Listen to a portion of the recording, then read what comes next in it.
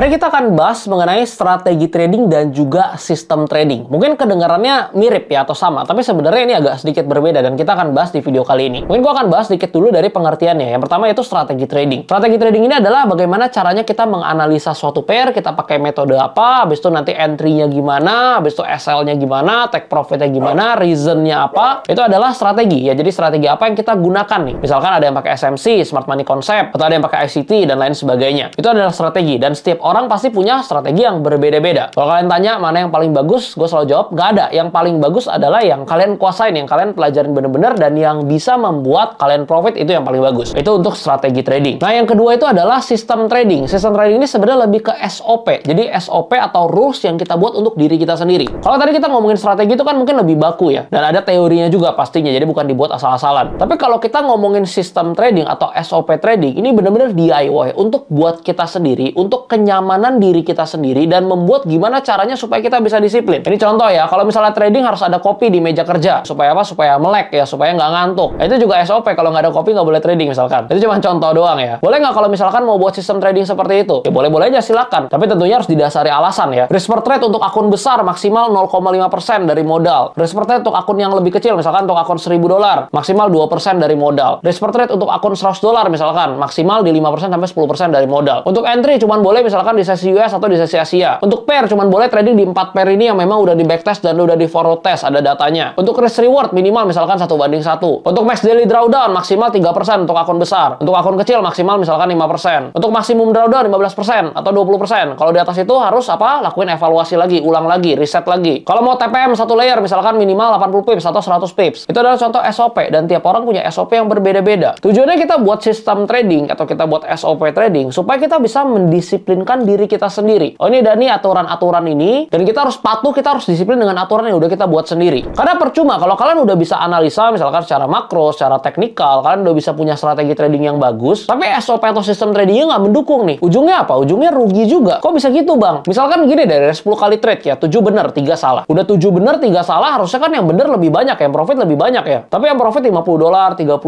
$50, $30. Begitu loss $300, $400. Itu mungkin karena asal biru close lagi. Sebenarnya enggak. Cut loss saya misalkan 40-100 pips, TPS 100 sampai 120 pips. Tapi sizingnya beda. Padahal sebenarnya bisa trading, bisa analisa, win rate-nya bagus nih. Tapi kenapa hasilnya bisa rugi? Karena SOP-nya nggak mendukung. Nggak ada aturan risk per trade, nggak ada aturan money management. Semua trading asal-asalan aja by feeling. Akhirnya apa? Hasilnya rugi. Yang kita butuhin kan hasil akhirnya. Yang kita butuhin itu kan profit. Ya nggak munafik lah. Kita trading buat apa kan kalau nggak ada cuannya, kalau nggak ada profitnya. Balik lagi ke topik ya. Kalau kita ngomongin strategi, kalian mau strategi apapun bebas, nggak masalah. Tapi pastikan satu, jangan diubah terus-menerus. Misalkan bulan ini kalian trading pakai strategi A. Oke, kurang enak deh. Bulan depan pakai strategi B. Nanti 3 bulan lagi ganti strategi C. Ganti strategi D dan lain seterusnya. Akhirnya kalian udah trading 2 tahun, 3 tahun, tapi nggak ada satu strategi pun yang kalian kuasain bener-bener. Nggak ada satu strategi yang kalian punya data backtest dan juga forward testnya. Kenapa? Karena kalian ubah-ubah terus. Menurut gue jangan. Coba kuasain satu strategi aja. Kalian udah rasa, oh ini strategi yang bagus, gue mau ikutin, gue mau pelajarin, konsisten, lakuin terus dengan strategi tersebut. Ini belajar dari orang lain, belajar dari orang yang style tradingnya kalian suka. Kalau kalian suka misalkan nih style trading gue, kalian ikutin. Kalau kalian nggak suka, jangan diikutin. Kalian cari trader lain yang style-nya kalian suka. Itu mengenai strategi trading ya. Tapi kalau ngomongin sistem trading, ini kalian harus bentuk, kalian harus buat setiap rules-nya yang benar-benar sesuai dengan kenyamanan diri kalian sendiri. Karena gini, kalau misalkan SOP-nya kalian nggak bisa lakuin dengan nyaman, ujung-ujungnya kalian nggak akan disiplin juga. Contoh misalkan gini, gue buat ya di akun gue, misalkan gue bikin risk per trade-nya di 0,2%. Gue berasa, aduh ini nggak nyaman nih ya.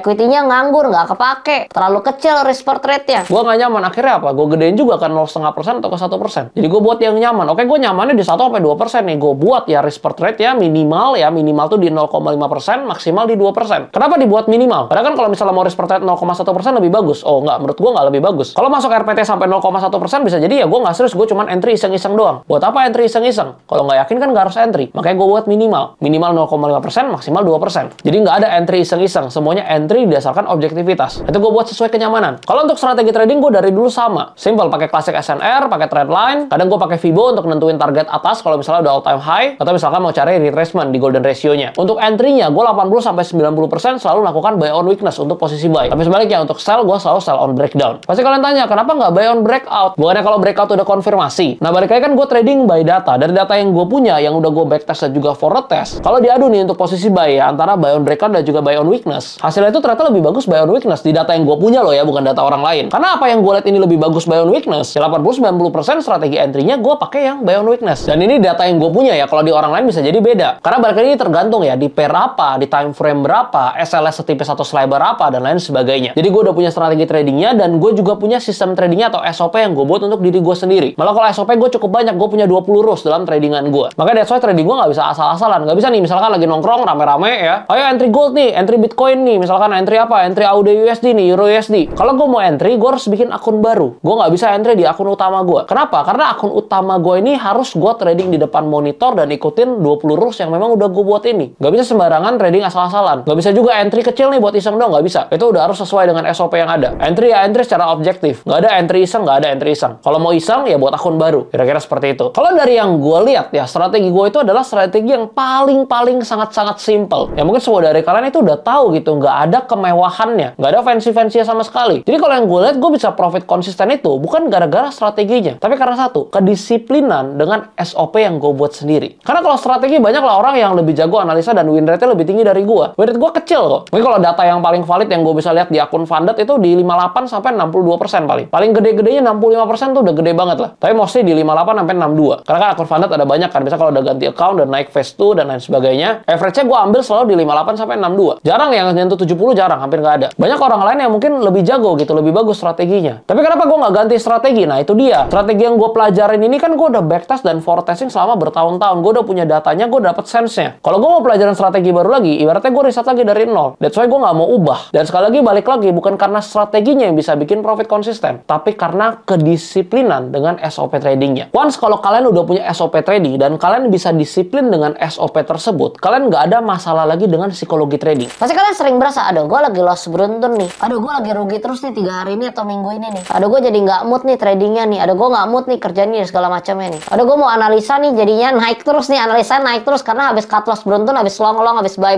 cut loss terus, jadi tiap analisa ya kayak naik nih, pengen cover lagi di bawah, pengen beli lagi di bawah. Kena mental, psikologisnya kena. Semua itu akan hilang sendirinya ketika kalian punya SOP trading. Karena SOP trading kalian itu akan dibentuk step by step melalui problem yang kalian alami dalam trading. Kalian punya problem A misalkan yang membuat kalian jadi nggak objektif. Kalian punya problem B misalkan yang membuat kalian jadi nggak disiplin dengan MM. Kalian punya problem C yang membuat kalian jadi nggak bisa objektif dalam analisa karena habis loss beruntun. Dari problem tersebut kalian ciptakan SOP-nya supaya problem tersebut nggak terjadi lagi. That's why ketika udah punya SOP-nya tinggal ikutin doang udah pasti emotionless. Dan itulah yang menariknya kalau kita melakukan yang namanya kedisiplinan. Kalian nggak percaya, cobain sendiri. Karena mungkin kalian akan mikir, bener nggak ya kalau gue buat SOP gue akan emotionless? Bener nggak ya kalau gue disiplin dengan SOP trading problem gue akan hilang? Gue bisa ngomong gini kenapa? Karena gue udah cobain sendiri. Makanya gue share ke kalian. Kalau kalian nggak percaya, kalian cobain dulu. Tradingan kalian akan prosesnya jauh lebih enak ya ketika kalian udah punya SOP yang kalian bisa ikuti dengan nyaman. Kira-kira seperti itu. Nah untuk buat SOP tradingnya, at least menurut gue ada 5 komponen ini. Tapi kalau kalian mau lebihin komponen, mau 6, mau 7 ya terserah, silakan. Misalnya kayak tadi ya, contoh ya, kalian mesti ada kopi panas nih, misalnya kopi hitam nih. Kalau nggak ada kopi hitam, misalkan nggak boleh trading, itu terserah kalian. Tapi ini yang wajib menurut gue ada 5 komponen ini. Yang pertama udah pasti risk, habis itu yang kedua temannya risk yaitu reward, yang ketiga position, yang keempat withdrawal, dan yang kelima adalah scale up. Yang pertama, risk. Ini kita ngomongin ya, risk per trade-nya, money management-nya, kalian rugi berapa, drawdown berapa, segala macam. Kalian masukin semua ke SOP mengenai risk, resiko. Yang kedua, reward. Ini juga penting nih, menentukan nih take profit-nya berapa, target profit realistisnya berapa, dan lain sebagainya. Jangan sampai jadi trader yang delusional. Oke, gue mau ubah nih $100 gue jadi $1 juta misalkan dalam 1 bulan. Atau misalkan gue mau profit 100% sehari. Jangan kayak gitu, jadi delusional. Ini reward. Yang ketiga, position. Maksudnya maksimal berapa nih posisi di akun trading yang sama. Misalnya maksimal 2 posisi. Atau pair apa aja nih yang boleh ditradingin. Pair yang udah misalkan di forecast 100 kali at least. Yang keempat, withdraw. Kapan kita withdraw? Misalkan kalau gue ya, setiap akunnya udah growth 5%, gue harus withdraw. Misalkan akun $10.000, kalau udah profit $500, gue harus withdraw $500-nya. Tapi kalau misalnya tradingnya belum ke close, atau ke TP-nya di $700, ya udah tungguin udah kena TP, baru withdraw $700-nya. Yang kelima, scale up. Nah ini juga yang paling penting. Mungkin nanti gue akan buatin video khususnya kalau kalian tertarik. Scale up ini maksudnya begini. Kita kan trading pasti modalnya awalnya kecil, misalkan 50 atau $100. Tahun depan kita mau mulai trading di akun misalkan $300 atau $500. Di tahun ketiga misalkan di akun $1.000. Nah, gimana caranya kita bisa scale up dan gimana caranya kita tahu kita udah boleh scale up nih? Nah, kita harus buat SOP-nya. Kita harus buat kriterianya. Kalau udah pantas, sudah oke, baru scale up. Jadi scale up juga nggak sembarangan. Bukan tiba-tiba, oke, gue minggu ini pakai $50. Minggu depan hajar $300. Bulan depan gue pakai akun $1.000. Wah, udah profit nih, 2 bulan lagi gue hajar akun $10.000 biar cepat kaya. Gak bisa kayak gitu. Scale up itu ada tahapnya juga. Karena ketika kalian ada modalnya, tapi psikologis kalian nggak siap ya, ujungnya sama aja. Jadi scale up itu juga ada tahapannya. Nah, menurut gue yang perlu kita forecast itu bukan cuma strategi trading, tapi juga sistem trading atau SOP-nya. Oh, ini sesuai nggak nih dengan gua nih? Oh, ini nyaman nggak nih gua lakuin nih? That's why akun demo itu selalu berfungsi menurut gua. Kalian harus tahu dong, kalian udah buat SOP nih, misalnya ada 10 rules trading nih. Ini bisa nyaman dan bisa realistis nggak nih kalau misalkan gua praktekin? Kalian coba dulu forecast misalkan di akun demo, atau misalkan di akun $100 deh. Udah jalan 2 bulan, 3 bulan, oke ini cocok nih, atau ini mau dimodifikasi nih, mau diubah segala macam. Sampai udah paten ya, baru hajar biar perjalanan tradingnya jauh lebih lancar dan jauh lebih mulus. Gue pun SOP-nya ini gue obrak-abrik dulu, mungkin 1,5 tahun. Tapi gue udah jalanin 2 tahun dan ini udah nggak pernah diganti lagi. Awal-awal ya pasti ada trial and error lah. Karena kan yang kita tulis, yang kita buat belum tentu cocok pas dipraktekkan. Kurang lebih seperti itu. Beda kalau kalian mau buat akun demonya, kalian bisa cek link di deskripsi, kalian bisa pilih yang ini. Buat akun demo cuma pakai nomor handphone atau pakai email doang. Jadi kalau kalian mau forward test, silahkan bisa pakai akun demo. Tapi kalau nanti kalian udah mau hajar ke akun real misalkan, kalian bisa deposit pakai promo code ini, DSL 100, cuan 10 atau cerita 100. Dengan promo code ini kalian bisa dapetin bonus deposit 100% kayak gini. Deposit $100 jadi $200, deposit $40 jadi $80. Dan bonus deposit ini bisa di withdraw kalau udah qualified. Jadi lumayan banget. Oh ya, kalau kalian mau belajar bareng dan nggak mau ketinggalan sesi live setiap minggunya, by the way ini gratis ya, nggak berbayar. Kalian bisa klik link di deskripsi, kalian bisa pilih yang ini untuk join ke grup cerita trading. By the way nggak berasa udah mau 30.000 orang. Semoga komunitas ini bisa membantu perjalanan trading kalian. Oke, sampai di sini aja. Kalau kalian masih punya pertanyaan, kalian boleh komen di bawah. Like kalau kalian suka videonya, subscribe buat yang belum, dan sampai ketemu di episode berikutnya. Salam cuan.